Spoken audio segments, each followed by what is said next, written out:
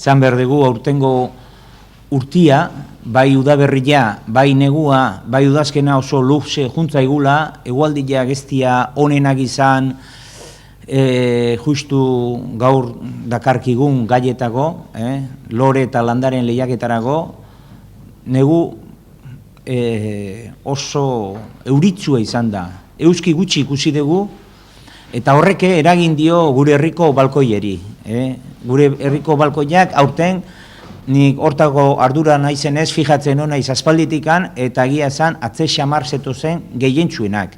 Baina, garaia iritsi da, eta gaur ikustezuen bezala izugarrizko egualdia erra dago, eta hemendik aurrea espero digu ere egualdiak laguntzea, lehiaketan parte hartzen dutenei eta bestei ere, zere interesantia da, polita da, denentza da, aprobetxagarria, herriko balkoiak eta herriko jardinak txukun eta polit baldin badaude. Bigarrengo lehiaketa denez, espero dugu lehengo urtean ikasitakoak aurten zuzentzea. Eta hori da gure asmoa, eta horretxegatik berriro ere udal honek, Zarauzko udalak, parke eta loren departamentutik antolatzen dugu bigarren lehiaketa hau. Esan behar dugu, parte hartzeko aukera izango dutenak zarauztarrak izango direla. Zarautzen erroldatua izan edo ez, baina zarautzen balkoi edo leio dutenak.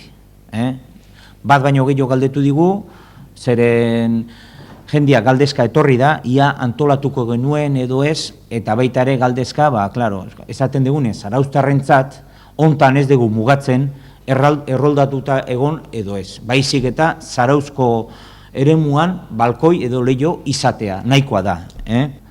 Epaimaiak baloratuko du alde batetikan edertasuna orokorrean.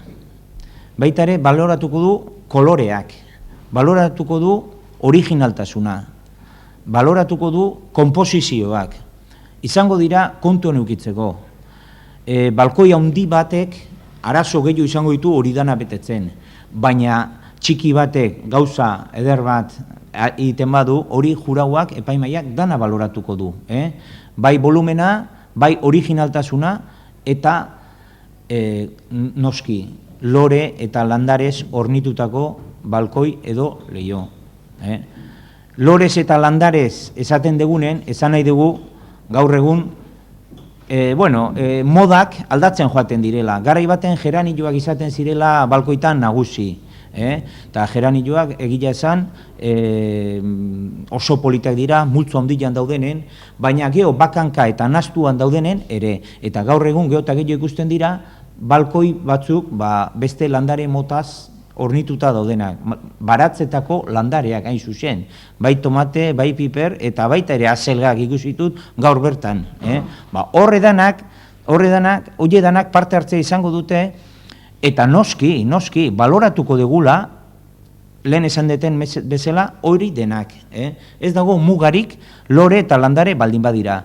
Baita ere, esaten degunen lore eta landare horrek ez du esan nahi, beste erabateko ornamentu, adorno ero jartzea baldin badago. Hori ez du, edertzen baldin badu balkoia, kontuen izango dugu hori ere.